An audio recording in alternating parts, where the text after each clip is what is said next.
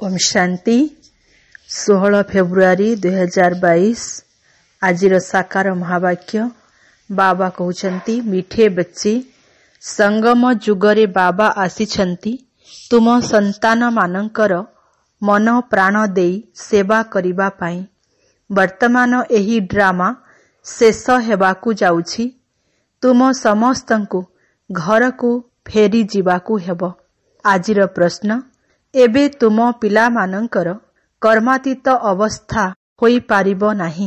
अंतिम समयरे ही हेबो काहिकी? उत्तर कारण तुमे आत्मा माने जेतेबेले कर्मातीत होई जीवो तेबे तुमको पवित्र तत्वरे तियारी शरीर आवश्यक हेबो।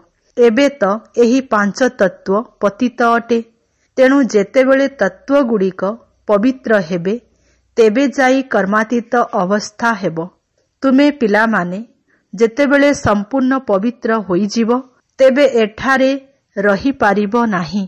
पवित्र हेबा मात्रके तुमको पवित्र दुनिया रे पवित्र शरीर दरकार। सेथि पाई तुमे वर्तमान हाफ कास्ट अर्थात अधा पवित्र अट। अंतिम समय रे तुमर बुद्धि जोग संपूर्ण स्थिर हेबा सह तुमे पवित्र होई जीवो। तुमर समस्त विकर्म विनाश होई जीवो एवं तुमे कर्मातीत अवस्था प्राप्त करिबो। आजिर गीत दूर देश का रहने वाला। ओम शांति।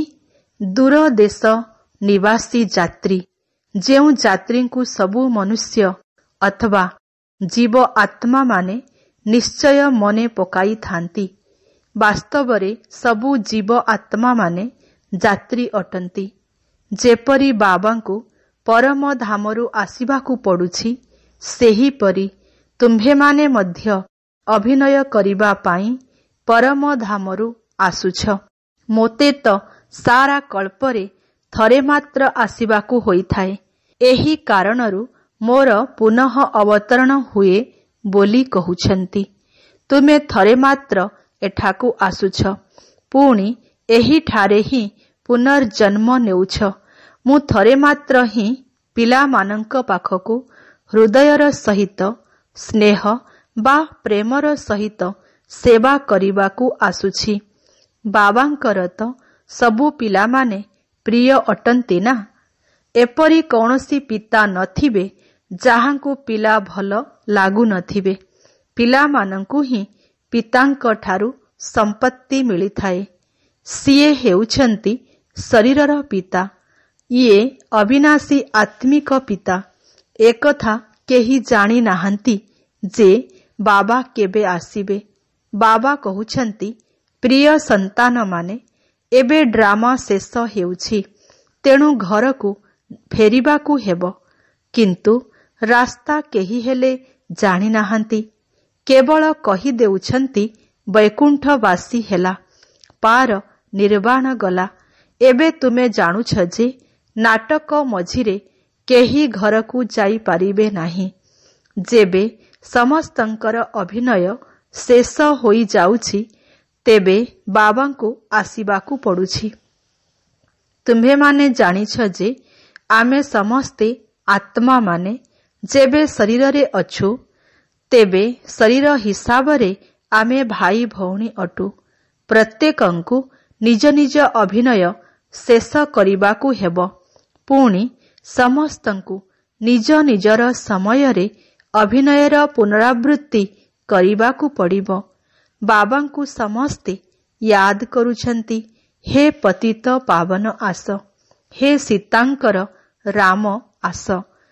कौन जणे राम जणे सीतांक पाई आसीबे? समस्त सीतांकर राम जणे अटंती। सबु पिला माने तांकू स्मरण करुछंती भक्ति करुछंती। एही ड्रामा 5000 वर्षर अटे। बाबा कहउछंती तुमे निजर जन्म गुड़िकू जानी नाह। मु जानिछि। लक्ष लक्ष वर्षर कथा तो केही कही पारिबे नाही। प्रथम मुख्य कथा हैला जे गीतार भगवान किए। ड्रामा अनुसारे भूलिले तेबे जाई तो बाबा आसीबे। केवल गीता पढ़िबा द्वारा କିଛି ହୋଇ ନଥାଏ। ବାବା ନିଜେ ହିଁ ଆସି ପିଲାମାନଙ୍କୁ ରାଜଯୋଗ ଶିଖାଉଛନ୍ତି। ବାବା କହୁଛନ୍ତି, ଏହି ନୂଆ ନୂଆ କଥା ଯାହା ମୁଁ ତୁମକୁ ଶୁଣାଉଛି ତାହା ସବୁ ପ୍ରାୟ ଲୋପ ହୋଇଯିବ। ଏହା ପରମ୍ପରା ଅନୁଯାୟୀ ଚାଲି ନଥାଏ। ଆଉ ଅନ୍ୟ ସମସ୍ତେ ଯେଉଁମାନେ ଆସୁଛନ୍ତି ସେମାନଙ୍କର ଜ୍ଞାନ ତ ଅନ୍ତ ପର୍ଯ୍ୟନ୍ତ ଚାଲିଥାଏ। ଜଣେ ଅନ୍ୟକୁ ଶୁଣାଇ ଆସିଥାନ୍ତି। ଏଠାରେ ନା ଶୁଣିଲା ବାଲା ନା ଶୁଣାଇଲା ବାଲା ରହିବେ, ସମସ୍ତେ ଚାଲିଯିବେ। ସେଠାରେ ଅର୍ଥାତ୍ ସ୍ୱର୍ଗରେ ଏ କଥା ଜାଣିପାରିବେ ନାହିଁ ଯେ ଆମେ 16 କଳା ସମ୍ପୂର୍ଣ୍ଣ ଅଟୁ। ତାହା ତ ହେଲା ପ୍ରାରବ୍ଧ। 16 କଳାରୁ ପୁଣି 14 କଳା ନିମ୍ନଗାମୀ ହେବେ। ଯଦି ଏହି କଥା ଜାଣିବେ ତେବେ ରାଜତ୍ୱର ଖୁସି ଚାଲିଯିବ। ବାବା ବୁଝାଉଛନ୍ତି, ପ୍ରଥମେ ଉଚ୍ଚରୁ ଉଚ୍ଚ ଧର୍ମଶାସ୍ତ୍ର ହେବା ଆବଶ୍ୟକ। ଦେବୀ ଦେବତା ଧର୍ମ ସ୍ଥାପନ କରିଲା ବାଲାଙ୍କୁ ଭୁଲି ଯାଇଛନ୍ତି। ଯେତିକି ଗୀତାର ମହିମା ରହିଛି ତାଠାରୁ ଅଧିକ ଗୀତା ଜ୍ଞାନ ଦାତାଙ୍କର ମହିମା ରହିଛି। ଆଉ କୌଣସି ଧର୍ମ ସ୍ଥାପନ କର୍ତ୍ତାଙ୍କୁ ଭଗବାନ ବୋଲି କୁହାଯିବ ନାହିଁ। ଭଗବାନ ତ ଏକମାତ୍ର ହିଁ ନିରାକାର ଅଟନ୍ତି। ଅନ୍ୟ ସମସ୍ତେ ହେଉଛନ୍ତି ସାକାର। ଗାୟନ ମଧ୍ୟ ରହିଛି ଶ୍ରୀମତ ଭାଗବତ ଗୀତା। ସିଏ ସମସ୍ତଙ୍କର ସଦ୍ଗତି ଦାତା ଅଟନ୍ତି। ବର୍ତ୍ତମାନ ସମୟରେ ସବୁକିଛି ତମୋପ୍ରଧାନ ଶ୍ମଶାନ ଘାଟ ହୋଇଯାଇଛି। ପୁଣି ବାବା ଆସି ସମସ୍ତଙ୍କୁ ଜାଗ୍ରତ କରୁଛନ୍ତି। ଏହି ପୁରୁଣା ଦୁନିଆ ତ ବିନାଶ ହୋଇଯିବ। ସୋରିଷ ସଦୃଶ ସମସ୍ତେ ପେଶୀ ହୋଇଯିବେ। ସତ୍ୟ ଯୁଗରେ ବହୁତ ଛୋଟ ଦୈବୀ ବୃକ୍ଷ ହେବ। ଭଗବାନଙ୍କୁ ସମସ୍ତେ ସ୍ମରଣ କରୁଛନ୍ତି, ହେ ଭଗବାନ, ହେ ସତ୍ୟ ରାଷ୍ଟ୍ର ସ୍ଥାପନ କର୍ତ୍ତା। କିନ୍ତୁ ସିଏ କେବେ ଆସିବେ? ଶାସ୍ତ୍ରରେ ତ ଲକ୍ଷ ଲକ୍ଷ ବର୍ଷ ଲେଖି ଦେଉଛନ୍ତି। ଏହାକୁ ହିଁ ଅନ୍ଧକାର କୁହାଯାଉଛି। ଏବେ ତୁମେ ଜାଣୁଛ ଯେ ଆମର ବାବା ଜ୍ଞାନର ସାଗର ଅଟନ୍ତି। ଆଉ କେହି ଜ୍ଞାନର ସାଗର ହୋଇପାରିବେ ନାହିଁ। ଜ୍ଞାନ ସାଗର ବାବା ଦୂର ଦେଶରୁ ଆମ୍ଭମାନଙ୍କ ପାଖକୁ ଆସୁଛନ୍ତି। ଆମେ ସମସ୍ତେ ଅନ୍ଧକାରରେ ପଡ଼ିଥିଲୁ। ଜାଣିନଥିଲୁ ଯେ ଡ୍ରାମାରେ ଆମେ ସମସ୍ତେ ଅଭିନେତା ଅଟୁ। ଉଚ୍ଚରୁ ଉଚ୍ଚ କିଏ ଏକଥା ଜାଣିବା ଦରକାର। କେବଳ ସିଏ ସର୍ବବ୍ୟାପୀ ଅଟନ୍ତି। ଏହା କହିବା କ'ଣ ଜ୍ଞାନ ହୋଇଗଲା? ଯଦି ସର୍ବବ୍ୟାପୀ ଅଟନ୍ତି ତେବେ ତ ଭକ୍ତି ମଧ୍ୟ କରିପାରିବେ ନାହିଁ। ଏହାକୁ କୁହାଯାଏ ଅଜ୍ଞାନ। ଏବେ ତୁମେ ଜାଣୁଛ ଯେ ସମସ୍ତଙ୍କର ସଦ୍ଗତି ଦାତା ବାବା ଅଟନ୍ତି। ତାଙ୍କର ନାମ ହିଁ ହେଉଛି ପରମ ପିତା ପରମାତ୍ମା ଶିବ। ସିଏ ପିତାମାନଙ୍କର ମଧ୍ୟ ପିତା ଅଟନ୍ତି। ଜନ୍ମ ପରେ ଜନ୍ମ ତୁମକୁ ଲୌକିକ ପିତା ମିଳିଥାନ୍ତି। ଉଚ୍ଚରୁ ଉଚ୍ଚ ହେଉଛନ୍ତି ବାବା। ଅନ୍ୟମାନେ କ୍ରମ ଅନୁସାରେ ଆସୁଛନ୍ତି। ପ୍ରଥମେ ପ୍ରଥମେ ଦେବୀ ଦେବତା ବଂଶାବଳୀ ଓହ୍ଲାଇବେ। ଏବେ ସେହି ରଚନା ବାବା ରଚୁଛନ୍ତି। ବ୍ରହ୍ମାଙ୍କ ଦ୍ୱାରା ବ୍ରାହ୍ମଣ କିପରି ରଚନା କରିବେ? ପ୍ରଜାପିତା ବ୍ରହ୍ମାଙ୍କ ଦ୍ୱାରା ପୋଷ୍ୟ ଗ୍ରହଣ କରୁଛନ୍ତି। ପିଲାମାନେ କହୁଛନ୍ତି, ବାବା, ଆମେ ଆପଣଙ୍କର ହିଁ ଥିଲୁ, ଏବେ ଆପଣଙ୍କର ହିଁ ହୋଇଛୁ। ପ୍ରଥମେ ପ୍ରଥମେ ଆମେ ସତ୍ୟ ଯୁଗରେ ଆସିଥିଲୁ। ଏହି ସମୟରେ ତୁମେ ହାଫ୍ କାଷ୍ଟ ଶୂଦ୍ରରୁ ବ୍ରାହ୍ମଣ ହେଉଛ। ପୁରା ପବିତ୍ର କର୍ମାତୀତ ଶେଷ ସମୟରେ ହେବ। ଶେଷ ସମୟରେ ବୁଦ୍ଧିଯୋଗ ପୁରା ସ୍ଥାୟୀ ହୋଇଯିବ ଏବଂ ବିକର୍ମ ସବୁ ଭସ୍ମ ହୋଇଯିବ। ତଥାପି ଏଠାରେ ପବିତ୍ର ବୋଲି କୁହାଯିବ ନାହିଁ, କାହିଁକିନା ତୁମର ଶରୀର ପତିତ ଅଟେ। ଏବେ ପତିତରୁ ପବିତ୍ର ହେଉଛ। ପୁଣି ସତ୍ୟ ଯୁଗରେ ଶରୀର ମଧ୍ୟ ପବିତ୍ର ମିଳିବ। ଯଦି ପୁରା ପବିତ୍ର ହୋଇଯିବ ତେବେ ଏଠାରେ ରହିପାରିବ ନାହିଁ। ଯେବେ ଆତ୍ମା ପବିତ୍ର ହୋଇଯିବ ପୁଣି ତ ପାଞ୍ଚ ତତ୍ତ୍ୱ ମଧ୍ୟ ପବିତ୍ର ହୋଇଯିବ। ଏବେ ତୁମ୍ଭେମାନେ ସଙ୍ଗମ ଯୁଗରେ ଅଛ। ଏହା ହିଁ ହେଉଛି ବାସ୍ତବ ଓ ସତ୍ୟ କୁମ୍ଭ ମେଳା। ପାଣିର ଗଙ୍ଗାକୁ ସ୍ନାନ ଅର୍ଥେ ଯିବା, ଏହା ହେଉଛି ଭକ୍ତି ମାର୍ଗ। ସନ୍ନ୍ୟାସୀମାନେ ସ୍ନାନ କରିବାକୁ ଯାଇଥାନ୍ତି, ତଥାପି କହିଦିଅନ୍ତି ଯେ ଆତ୍ମା ନିର୍ଲେପ ଅଟେ। ବାବା କହୁଛନ୍ତି, ତୁମେ ଭକ୍ତି ମାର୍ଗରେ ବହୁତ କିଛି ଶୁଣିଛ, ଏବେ ନିର୍ଣ୍ଣୟ କର ଯେ ସଠିକ୍ କ'ଣ। ଏହା ହେଉଛି ଅମର କଥା, ଯାହାଦ୍ୱାରା ତୁମେ ଅମରପୁରୀର ମାଲିକ ହୋଇଯାଉଛ। ତୁମକୁ କେବେ କାଳ ଖାଇପାରିବ ନାହିଁ। ସେଠାରେ କେବେ ଏପରି କହିବେ ନାହିଁ ଯେ ଅମୁକ ବ୍ୟକ୍ତି ମରିଗଲା। ଏଠାରେ ମୃତ୍ୟୁର କେତେ ଭୟ ରହିଥାଏ। ସେଠାରେ ତ କେବଳ ଶରୀର ବଦଳାଇଥାନ୍ତି। ଭାରତର ମହିମା ବହୁତ ଉଚ୍ଚ ଅଟେ। ବାବାଙ୍କର ମହିମା ଯେତିକି ରହିଛି, ଭାରତର ମଧ୍ୟ ସେତିକି ମହିମା ରହିଛି। ବର୍ତ୍ତମାନ ପର୍ଯ୍ୟନ୍ତ ମଧ୍ୟ ଭାରତରେ ଲକ୍ଷ୍ମୀ ନାରାୟଣଙ୍କ ମନ୍ଦିର ତିଆରି ହେଉଛି, କିନ୍ତୁ ବାବାଙ୍କୁ ଜାଣିନାହାନ୍ତି ଯେ ସିଏ କେବେ ଆସିଥିଲେ। ବାସ୍ତବରେ ସତ୍ୟ ଯୁଗରେ ଦେବୀ ଦେବତାମାନେ ଥିଲେ। ଯଦି ସତ୍ୟ ଯୁଗକୁ ଲକ୍ଷ ଲକ୍ଷ ବର୍ଷ କହିଦେଉଛନ୍ତି, ତାହେଲେ ସେମାନଙ୍କର ସଂଖ୍ୟା ମଧ୍ୟ ଅଗଣିତ ହେବା ଆବଶ୍ୟକ। କେହି ହେଲେ ବୁଦ୍ଧି ଦ୍ୱାରା କାମ କରୁନାହାନ୍ତି। କହୁଛନ୍ତି ଗୋମୁଖରୁ ଗଙ୍ଗା ବାହାରିଛି। ଏସବୁ ଜ୍ଞାନର ହିଁ କଥା ଅଟେ। ପୁଣି ସୂକ୍ଷ୍ମବତନରେ ବୃଷଭ ଆଦି କେଉଁଠାରୁ ଆସିଲା? ଏହି ଶାସ୍ତ୍ର ଅଧା କଳ୍ପରୁ ଆରମ୍ଭ ହୋଇ ପ୍ରଚଳିତ ହୋଇ ଆସୁଛି। ଏହି ସବୁ କଥା ସବୁଠାରୁ ପ୍ରିୟ ବାବା ପିଲାମାନଙ୍କୁ ବୁଝାଉଛନ୍ତି। ସମସ୍ତେ ତ ମୋର ହିଁ ସନ୍ତାନ ଅଟନ୍ତି, କିନ୍ତୁ ତୁମେ ସବୁଠାରୁ ପ୍ରିୟ ଅଟ। ଲକ୍ଷ୍ମୀ ନାରାୟଣଙ୍କ ବିଷୟରେ ଜାଣିନାହାନ୍ତି ଯେ ସେମାନେ କେବେ ରାଜ୍ୟ କରି ଯାଇଥିଲେ। ରାଧାକୃଷ୍ଣଙ୍କର ଜନ୍ମଦିନ ପାଳନ କରୁଛନ୍ତି। ଲକ୍ଷ୍ମୀ ନାରାୟଣଙ୍କ ବିଷୟରେ କିଛି ଜଣା ନାହିଁ। ରାମଙ୍କୁ ତ୍ରେତା ଯୁଗରେ ଦେଖାଉଛନ୍ତି, କୃଷ୍ଣଙ୍କୁ ଦ୍ୱାପରରେ ଦେଖାଉଛନ୍ତି। ରାଧାକୃଷ୍ଣ ତ ହେଉଛନ୍ତି ସତ୍ୟଯୁଗର। ଏସବୁ କଥା ତୁମ୍ଭେମାନେ ହିଁ ଜାଣିଛ। ସବୁ ଧର୍ମ କିପରି ପୁନରାବୃତ୍ତି ହେବ? ଅମୁକ ଧର୍ମ ସ୍ଥାପକ କେବେ ଆସିବେ? ସେମାନେ ଭାବୁଛନ୍ତି ଯେ ଧର୍ମ ସ୍ଥାପନ କରି ପୁଣି ଫେରି ଯାଉଛନ୍ତି। ଆରେ ତାହେଲେ ପାଳନା ପୁଣି କିଏ କରିବ? ପ୍ରତ୍ୟେକ ମନୁଷ୍ୟ ରଚନା କରି ପୁଣି ପାଳନା ମଧ୍ୟ କରିଥାନ୍ତି, ବିନାଶ କରିନଥାନ୍ତି। ଏହି ଶରୀରର ଜନ୍ମଦାତା ପିତା ଅଳ୍ପକାଳ କ୍ଷଣ ଭଙ୍ଗୁର ସୁଖ ଦେଇପାରିବେ। କାହାର ଯଦି ପିଲା ନ ହେବ, ତେବେ କହିବେ ଆମ କୁଳର ବୃଦ୍ଧି କିପରି ହେବ? ବାବା କହୁଛନ୍ତି, ବର୍ତ୍ତମାନ ସମୟରେ ସମସ୍ତେ ପତିତ ଭ୍ରଷ୍ଟାଚାରୀ ଅଟନ୍ତି। ଗୋଟିଏ ଗୀତ ରହିଛି ଯେ ଭାରତର ଅବସ୍ଥା କ'ଣ ହୋଇଗଲାଣି। ପୁଣି ଆଉ ଗୋଟିଏ ଗୀତରେ ଅଛି ଯେ ଆମର ଭାରତ ସବୁଠାରୁ ଉଚ୍ଚ ଅଟେ। କ'ଣ ଭାରତ ଏବେ ଉଚ୍ଚ ଶ୍ରେଷ୍ଠ ଅଛି? ନା, ଏବେ ତ ବିଲକୁଲ ହିଁ ପତିତ ହୋଇଯାଇଛି। ବାବା କହୁଛନ୍ତି, ପିଲାମାନେ ଧୈର୍ଯ୍ୟ ଧର, ଏହା ମଧ୍ୟ ଖେଳ ଅଟେ। ଏବେ ଦୁଃଖର ଦିନ ଶେଷ ହୋଇ ସୁଖର ଦିନ ଆସୁଛି।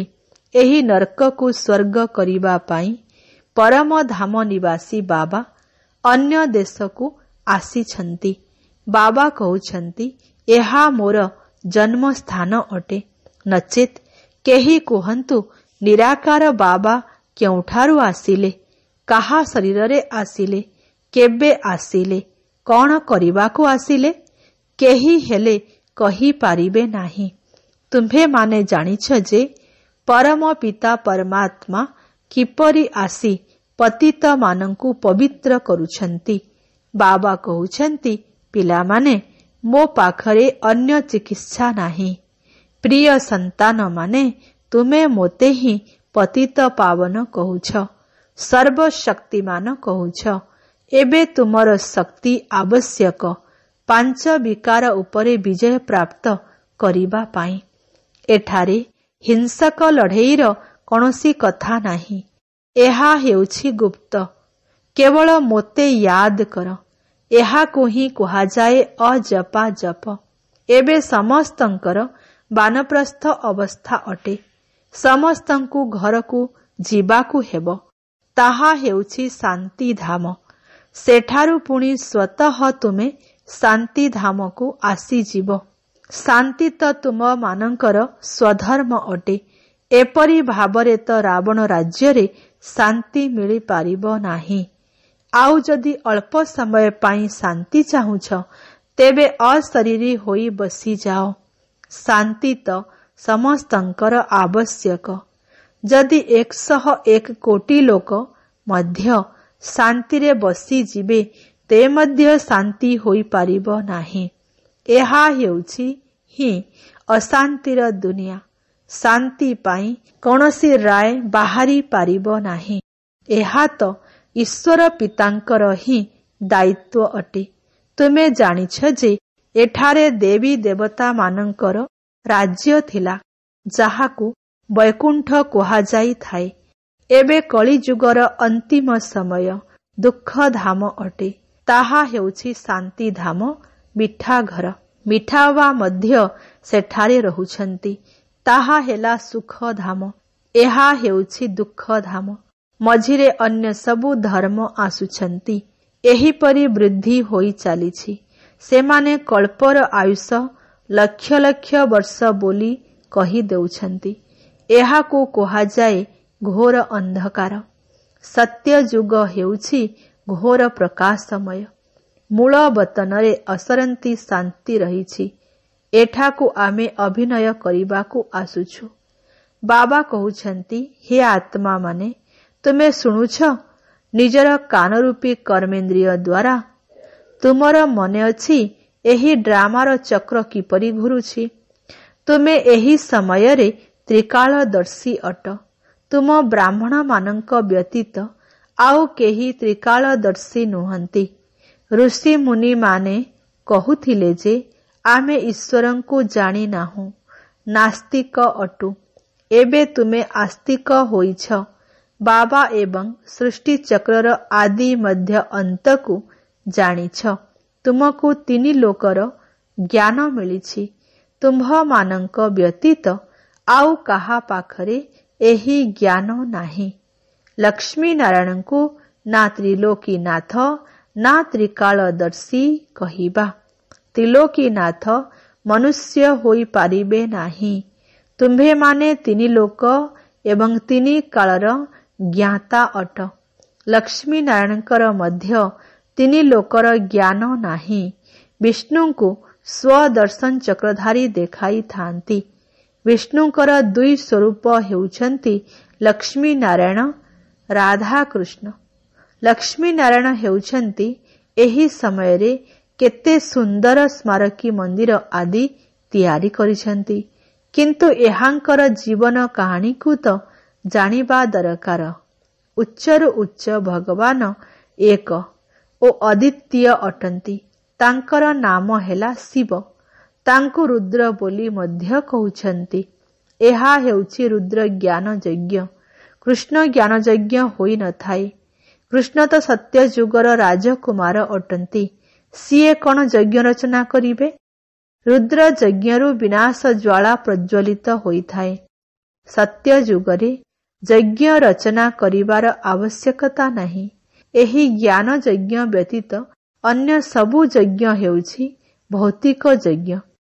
ବାବା ବୁଝାଇଛନ୍ତି ଯେ ଏହାକୁ ଯଜ୍ଞ କାହିଁକି କୁହାଯାଏ। ଯେଉଁ ପୁରୁଣା ଦୁନିଆର ସାମଗ୍ରୀ ଅଛି, ସେସବୁ ଏଥିରେ ସ୍ୱାହା ହେବାର ଅଛି। ସେଥିପାଇଁ କୁହାଯାଏ ପରମ ପିତା ପରମାତ୍ମା ଯଜ୍ଞ ରଚନା କରିଛନ୍ତି, ଯାହାଦ୍ୱାରା ମନୁଷ୍ୟରୁ ଦେବତା ହେଉଛନ୍ତି। ଦେବତାମାନଙ୍କ ୟାଦ ପୁରୁଣା ଦୁନିଆରେ ପଡ଼ିନଥାଏ। ଦେବତାମାନଙ୍କ ପାଦ ପୁରୁଣା ଦୁନିଆରେ ପଡ଼ିନଥାଏ। ତୁମକୁ ତ ବାବା ସବୁ କିଛି ଦିବ୍ୟ ସାକ୍ଷାତକାର କରାଇ ଦେଇଛନ୍ତି।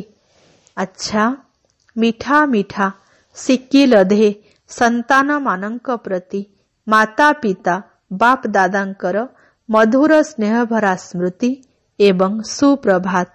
ଆତ୍ମିକ ପିତାଙ୍କର ଆତ୍ମିକ ସନ୍ତାନମାନଙ୍କୁ ନମସ୍ତେ। ଧାରଣା ପାଇଁ ମୁଖ୍ୟ ସାରାଂଶ। एक नंबर निजर शांत स्वधर्म रे सर्वदा रहिबाकू हेबो। एहा बानप्रस्थ अवस्था अटे। एबे घरकू फेरी जिबाकू हेबो। सेथिपाई बाबांकर याद अजपा जप चाली थाओ। 2 नंबर कर्मातीत हेबा पाई संपूर्ण पवित्र हेबाकू पड़िबो। जहा किछि विकर्मर बोझ रहिछि से गुड़िकू जोगर यात्रा रे रही समाप्त करिबाकू हेबो। जोग शक्ति द्वारा विकार गुड़िक उपरे विजय प्राप्त करिबाकू हेबो। आजिर वरदान शुद्ध संकल्पर आवरण द्वारा सदा छत्र छायार अनुभव करी अन्य को कराउथिबा दृढ़ संकल्पधारी हुओ। विस्तार तुमर गोटिए शुद्ध बा श्रेष्ठ शक्तिशाली संकल्प बहुत चमत्कार करि पारिबो।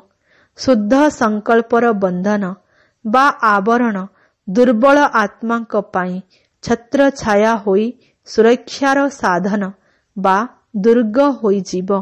किंतु एहार अभ्यास रे प्रथमे युद्ध चली थाए। व्यर्थ संकल्प शुद्ध संकल्प को नष्ट करी देई थाए। किंतु जदि दृढ़ संकल्प करिब तेबे स्वयं सर्वशक्तिवान बाबा तुमर साथी अटंती। विजयर तिलक सदा ही रहिछि। केवल एही स्मृति को जाग्रत कर, तेबे व्यर्थ स्वतः ही सुप्त होई जीव। आजिर स्लोगन फरिस्ता स्वरूपर साक्षात्कार कराइबा पाई शरीररू अनासक्त रहिबार अभ्यास कर। अच्छा, ओम शांति।